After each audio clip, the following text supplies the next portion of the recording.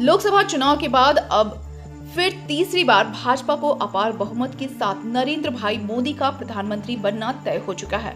उक्त बातें नेता प्रतिपक्ष अमर कुमार बावरे ने अपने आवासीय कार्यालय में रविवार को हाथ में कमल का फूल दिखाते हुए पत्रकार वार्ता के दौरान कही। कहा, भ्रष्टाचार, वंशवाद और तुष्टीकरण जैसे मुद्दा विहीन राजनीति के लिए एकत्रित हुए इंडिया गठबंधन का सुपड़ा साफ होना तय हो चुका है। वहीं देश के साथ झारखंड के 14 सीट पर एनडीए की जीत हो चुकी है और सबसे ज्यादा मार्जिन से धनबाद सीट से जीतेंगे। नेता प्रतिपक्ष ने आगे कहा, जिन्होंने सिर्फ अपने कुकृत्यों को छुपाने व जेल जाने से बचने के लिए गठबंधन कर जनता को बरगलाने का नाकाम कोशिश की है, वह देश में सनातन की एकता के आगे तुष्टीकरण का प्रभाव फेल हो गया है। अब पाक अधिकृत कश्मीर भी हमारा होगा और मथुरा पर व ज्ञान वापी में मंदिर भी बनेंगे। वहीं कांग्रेस झामुमो के कार्यकाल में संथाल परगना के बदले गए डेमोग्राफी का सुधार करते हुए वहां घुसपैठ करने वाले रोहिंग्यों व बांग्लादेशियों को चिन्हित कर देश से भगाया जाएगा।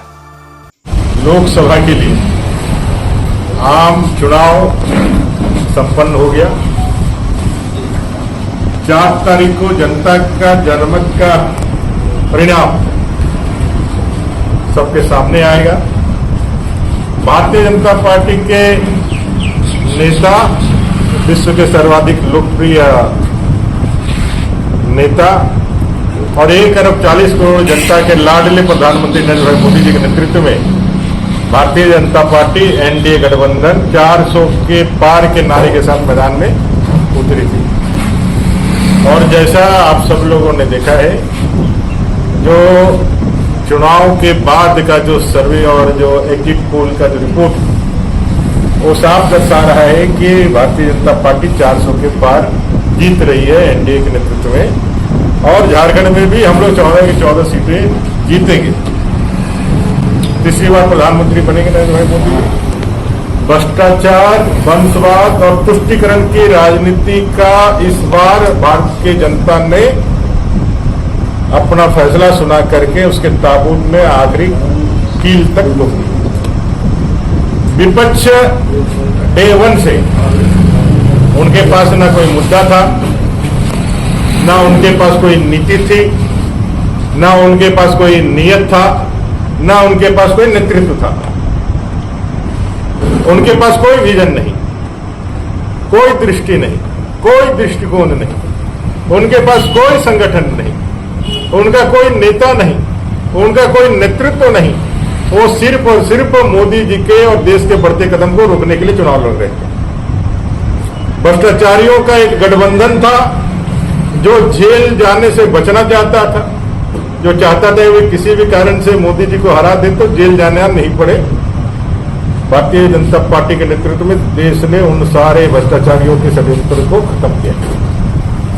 एक तरफ वो थे और एक तरफ हम थे, भारतीय जनता पार्टी, जिसके पास नेतृत्व भी था नरेंद्र भाई मोदी जी का, नेता भी था, विजन भी था 2047 के विकसित भारत बनाने का।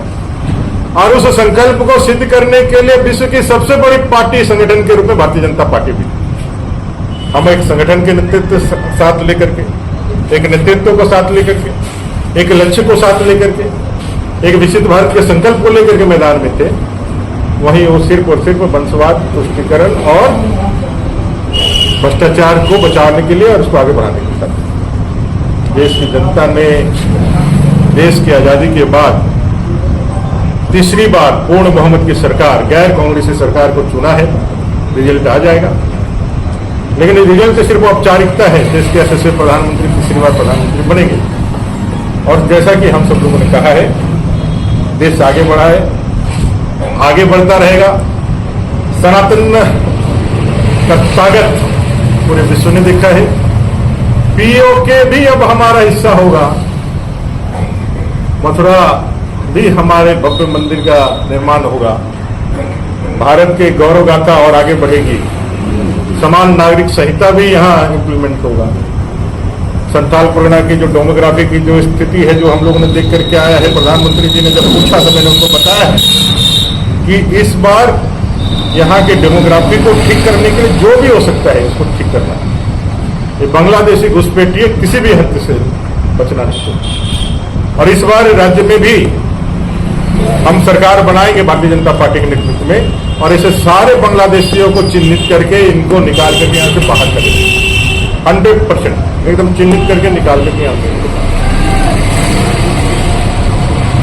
जनता ने पूरी तरह से झारखंड मुक्ति मोर्चा, कांग्रेस, आरजेडी का वो जो गलत परसेप्शन बनाने का कोशिश कर रहे थे कि आदिवासी विरोधी है तो दलित विरोधी है, वो सारे चीजों का जो है जनता ने एक मुश्त जवाब दिया है।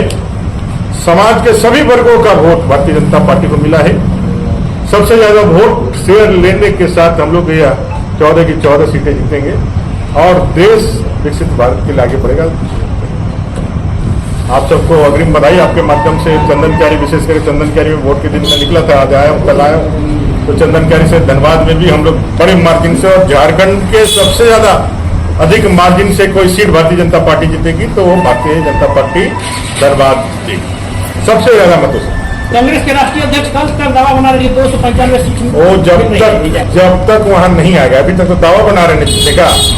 और जैसे वोट की गिनती चालू होगी और रोना लोना चल गई, ईवीएम हैक हो गया, ईवीएम हैक हो गया, ईवीएम हैक हो गया। अब इसके बाद वहां तक जाएंगे, धीरे धीरे वहां तक जाएंगे। अभी तो रोना चालू हुआ है। वो खटाखट खटाखट सटासट सटासट सब गए, वो सटासट सटासट सब गए, और कुछ नहीं है। लोगों ने जो देश को लूटा है, देश के खोखला बनाया है, 60 साल 65 साल उनके पास सत्ता था।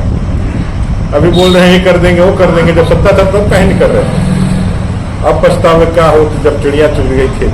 अब जाग के क्या होगा, देश की जनता जाग गई है और आप सबको गठरी बांध करके, गठबंधन की गठरी बांध करके उसको रख दी है। कल उनकी बैठक थी, सिर्फ इसलिए बैठक थी कि उनको मालूम है कि सुपड़ा साफ है, तो पिछले बार जैसा कोई नेता प्रतिपक्ष ना रहे, इसलिए सब मिलकर के एक नेता चुन लो ताकि नेता प्रतिपक्ष का एक तो कम से कम दावा बने और नेता प्रतिपक्ष उनको मिल जाए।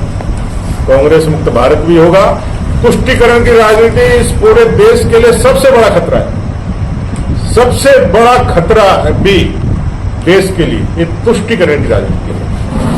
इससे देश की संप्रभुता पे भी खतरा है, देश की अखंडता पे भी खतरा है और सामाजिक समरसता पे भी खतरा है। जब तक ये सारे लोग भारत देश के नागरिक अपने आप को नहीं मानेंगे, जब तक ये कांग्रेस जैसे धूर्त पार्टियों के चंगुल से बाहर नहीं निकलेंगे, तब तक उनका भी विकास नहीं होगा और देश का विकास में भी अवरोध पैदा होता रहेगा। इसलिए इस बार इस सारे चीजों पे जो जनमत मिल रहा है वो जनमत को लेकर के उसके हिसाब से हम लोग काम करेंगे। इस बार 100% विजय के साथ एक नए भारत के निर्माण के लिए देश आगे बढ़ेगा। 2047 में देश विकसित भारत बनेगा, तीसरा विश्व का सबसे बड़ा अर्थव्यवस्था भी बनेगा, सामरिक सामर्थ्य भी हमारा आगे बढ़ेगा, तेज गति से प्रति व्यक्ति के जीवन में उत्थान का भी काम होगा। जो घर छूट गए थे, प्रधानमंत्री जी ने कहा है कि वो घर मैं बना के दूंगा। 4 जून के बाद जैसे ही शपथ होगा 3 करोड़ नए घरों का